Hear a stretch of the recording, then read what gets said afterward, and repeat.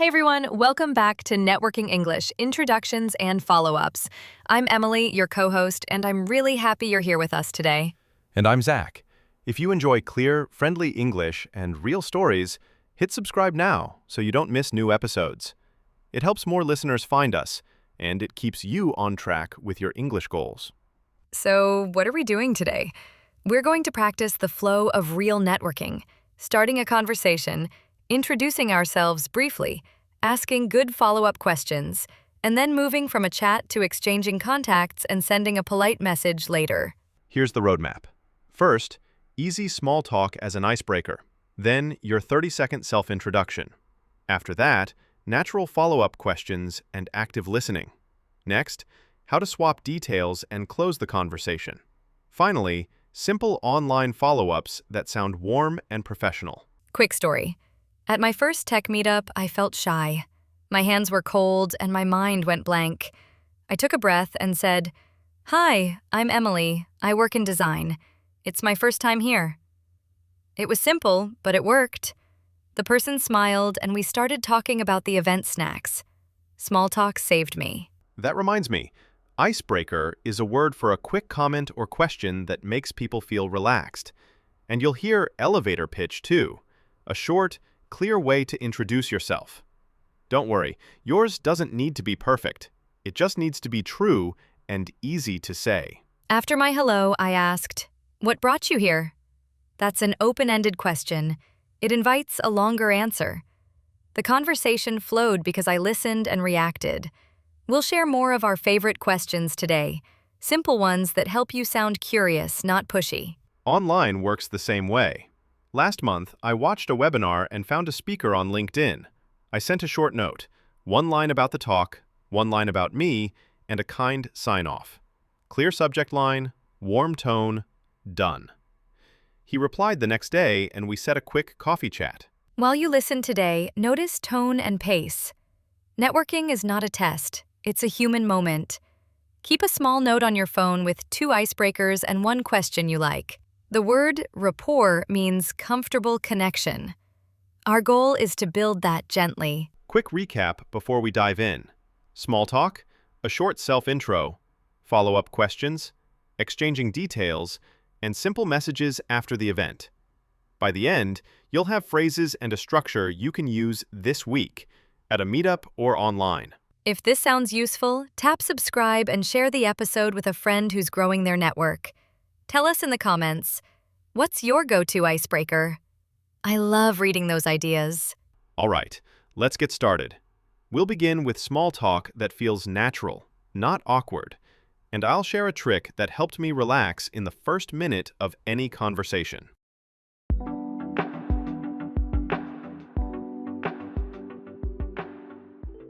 Let's get into small talk, the part that can feel awkward but doesn't have to. I used to freeze by the snack table, thinking, say something smart.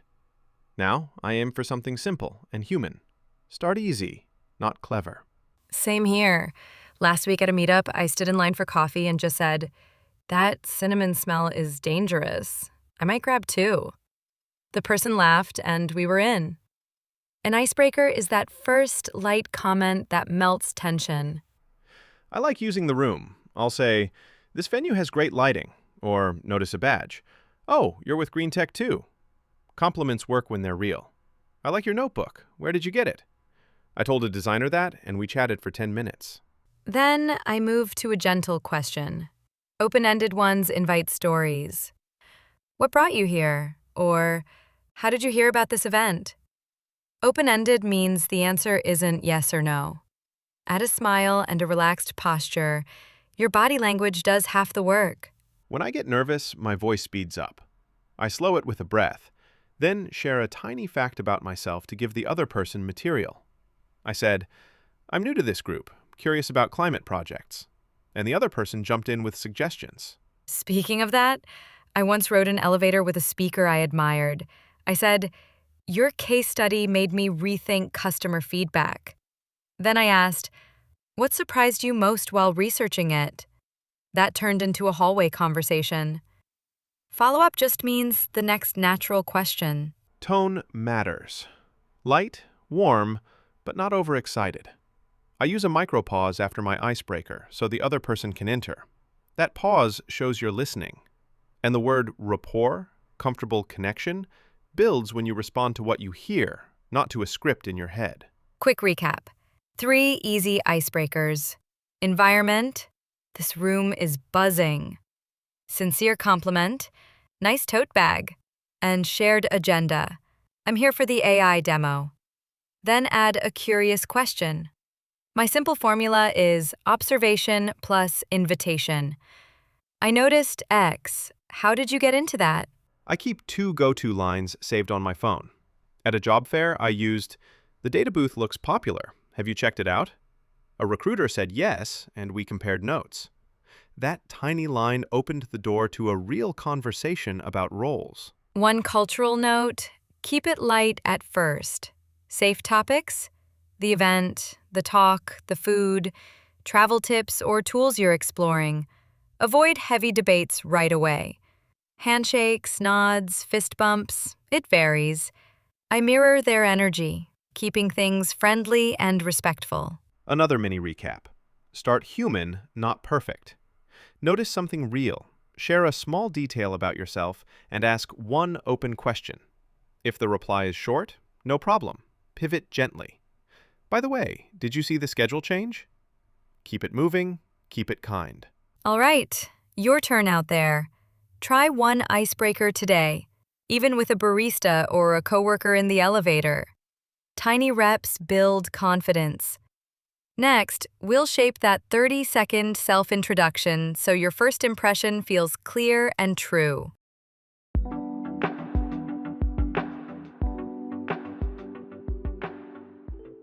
Okay, time for the 30-second pitch. The quick self-introduction that helps a conversation start smoothly. I think of it as a friendly snapshot. Who I am, what I'm into right now, and where the chat could go next. I learned this the hard way. I once rambled for a full minute about every project on my plate. The other person looked lost. Later, I trimmed it down to a clear shape, and suddenly people responded with real interest. My outline is simple. Name, role, current focus, one short example, and a soft goal. By the way, elevator pitch just means a short intro, like the time it takes to ride an elevator. Short, warm, and specific beats long and vague.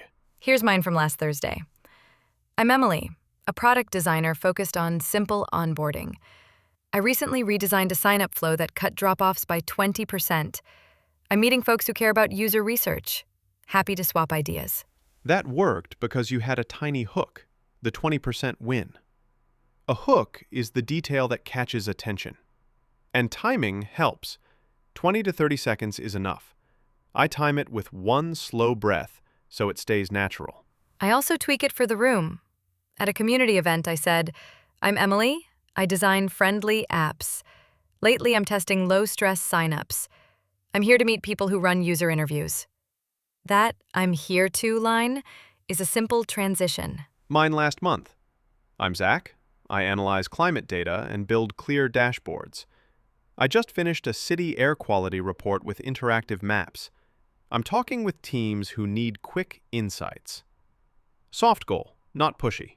Just opening the door. Tone carries a lot. I keep it steady and concise. Concise means short and clear. If I feel nerves, I land on one strong example and pause. That pause gives space. At a job fair, that tiny pause invited a recruiter to jump in with questions. If you're early in your career, it still works. I've said, I'm Zach, studying data analytics. I'm building small projects in public. Or, when changing fields, I'm shifting from finance to data. I'm applying my Excel skills to dashboards. True and simple. Quick recap. Name, role, current focus, one proof point, gentle goal.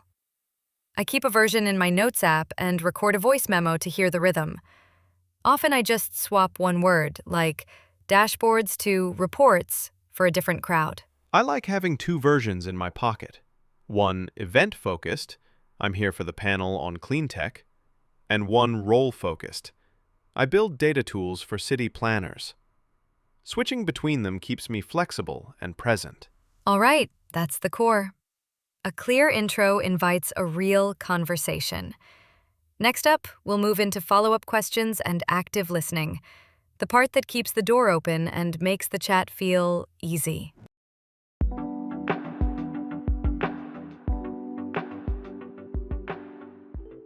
Let's keep the conversation alive after the intro. For me, active listening is the engine. Eye contact, small nods, and short signals like right or I see. Then I build with a gentle follow-up that invites a longer answer. At a design conference, I met a researcher after her talk. I said, "I loved the map you showed. What stood out when you tested it?" That's an open-ended question. It doesn't stop at yes or no. It opens a door to stories. When they answer, I paraphrase to show I'm with them. So you're focusing on fewer features to keep things simple, right? Paraphrase just means restating their idea in your own words, and it often leads them to share more detail. Sometimes I clarify. In a noisy hall, I told a founder, "I heard pilot in March. Did I get that right?" Clarify means check your understanding. People appreciate the care, and it protects the conversation from small misunderstandings. I also like layered questions. I start broad. How did the idea begin? Then I probe. What changed after the first user tests? Probe is a short, deeper question that explores one part without attacking or interrupting. Mirroring helps too. If someone says, "We're under a tight deadline," I gently echo, "A tight deadline?" Usually they add more. Timing, blockers, who's involved. Mirroring is simple, but it shows you're tuned in, not just waiting to talk. When it's time to move the chat, I use a segue. Speaking of timelines, our team is testing next month. Segue means a smooth move to a related point. If I need a new direction, I pivot. By the way, I'm curious about your team size. I've also made mistakes. Once, I asked 5 questions in a row and the person shrank back. Now I balance. I ask one, then share one small piece about myself. That little self-share is a nudge that builds rapport. Comfortable connection. Quick recap. Open-ended to invite stories, paraphrase to confirm, clarify to check details, probe to go deeper, mirroring to encourage more, segue to move smoothly, and pivot to change direction kindly. Then summarize. So the main challenge is the timeline, right? I watch body language. Relaxed shoulders, a small smile, hands visible. If I feel the pace is fast, I add a tiny pause and a soft Those micro signals say, "I'm here, keep going," without stealing the spotlight. Online, it's similar. In a webinar chat, I asked, "What surprised your team during rollout?" Then I summarized in one line. Got it. You saw higher mobile traffic. Summaries keep remote threads clear and make follow-ups easier later. Emily, when you want to exchange details, what's your bridge from questions to contacts without sounding pushy? I sometimes say, "This is helpful. Would you be open to continuing next week?" and wait for their pace. I keep it light. "I'm really enjoying this. Shall we swap LinkedIns?" If the vibe is good, I add, "I have a note on onboarding research I can share." A small, clear reason makes the follow-up feel natural, not transactional.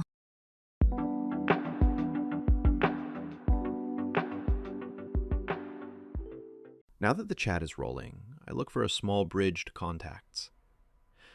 Yesterday, I told a data lead, "I'm enjoying this. Would you be open to connecting on LinkedIn?" Simple, soft, and clear. I like quick and visual. I opened the LinkedIn QR on my phone and said, "Here, scan me." Then added a reason.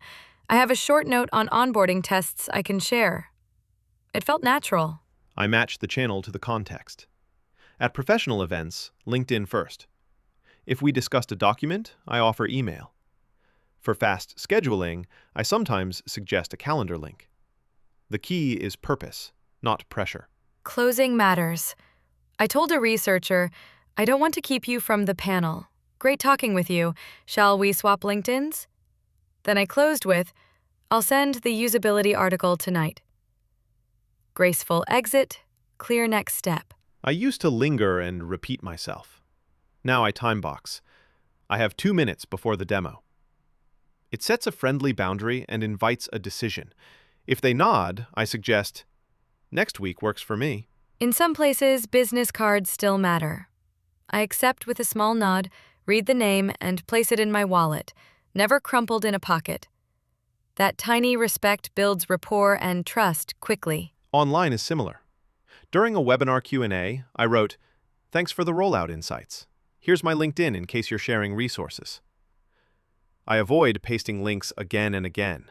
One link, clear context, then a polite DM. Mini recap.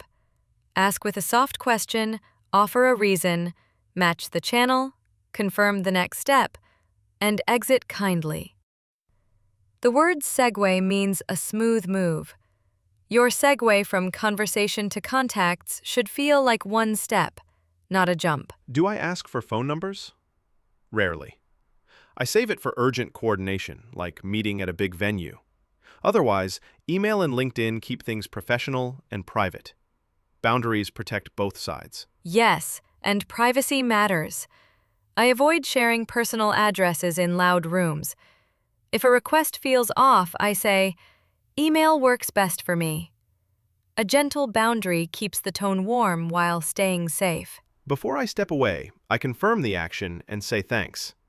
I'll send the case study tonight. Thanks for the conversation. That small confirmation becomes a memory hook, so the follow-up message lands easily. Perfect. So we've swapped details and closed smoothly. Next, we'll craft a short, kind follow-up that doesn't sound robotic, just human, timely, and helpful.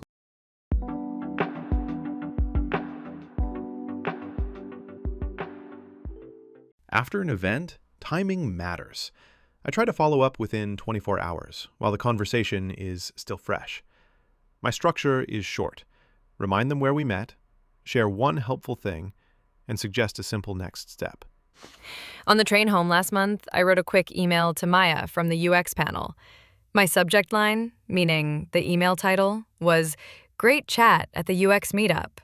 I wrote, Hi Maya, I enjoyed our talk about onboarding. Here's the article I mentioned. If helpful, I'm happy to share my notes this week. Warm regards, Emily. On LinkedIn, I keep it even shorter. I wrote to a data lead, Nice meeting you by the dashboard demo. Thanks for your tip on city reports. Sharing the map link here. If you're open, I'd love a 10-minute call next week. Friendly and professional tone. Tone means the feeling of your words. I've made mistakes too. Once I sent a heavy message with 3 attachments and 5 questions. It felt like homework. Now I send one link, one clear ask. Ask means request. And I offer to send more later if needed. Adding value helps. After a climate meetup, I sent a screenshot of a clean chart style, plus a tiny tip. I wrote, This layout improved readability for us. That specific detail earned a reply and a coffee meeting. Timing across time zones matters too. I schedule send for their work hours. Schedule send means choosing a future time for delivery. It shows respect and keeps your message from getting buried overnight. I keep a simple template in my notes. Context line, thanks, useful thing, gentle next step, polite sign-off. Sign-off is the closing phrase, like best or warm regards.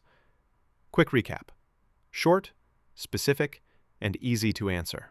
When there's no reply, I send a soft nudge after 5 to 7 days. Nudge means a light reminder.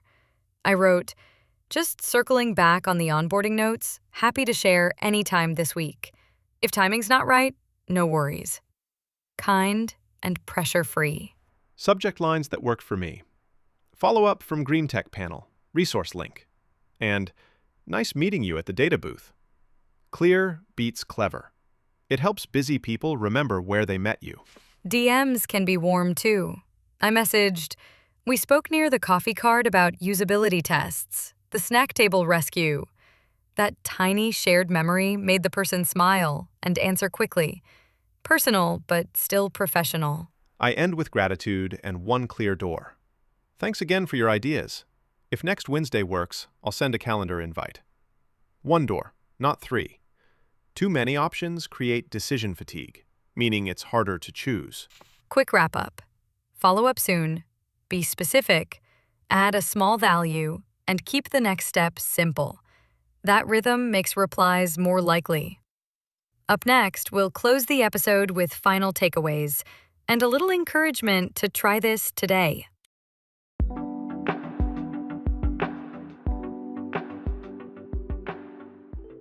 Let's wrap up with simple steps you can actually use.